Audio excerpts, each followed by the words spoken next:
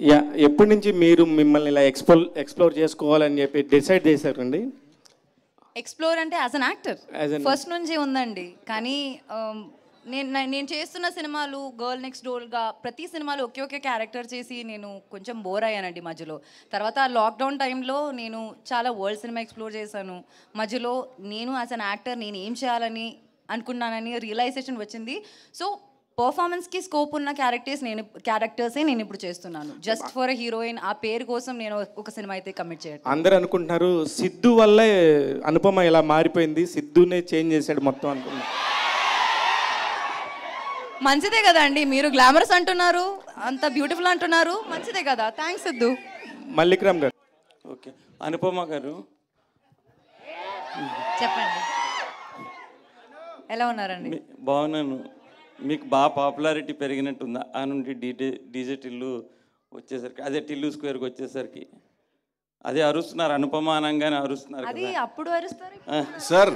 ఈ సినిమాకి అనుపమ పాపులారిటీకి ఏ సంబంధం లేదు. లేదు నేను జస్ట్ చాలా మేము పెట్టుకున్న తర్వాత రిలీజ్ అయ్యాం సార్. మనం ఏ ఊబిలోకి దిగాం మనం అని చెప్పి, ఎంత ఫాలోయింగ్ ఉందా, ఎలా సాటిస్ఫై చేయాలి దీన్ని అని పెట్టుకున్నాక రిలీజ్ అయ్యాం మేము.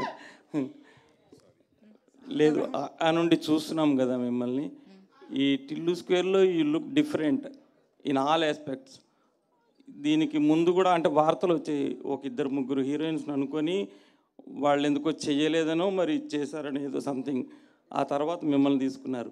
అంటే మీరే జస్ట్ వాళ్ళు చెప్పంగానే మీరు ఒప్పుకున్నారు, లేకపోతే వాళ్ళు ఎందుకు మానేశారు ఈ సినిమా చేయడము అని ఎంక్వైరీ చేసి మీరు చేశారా?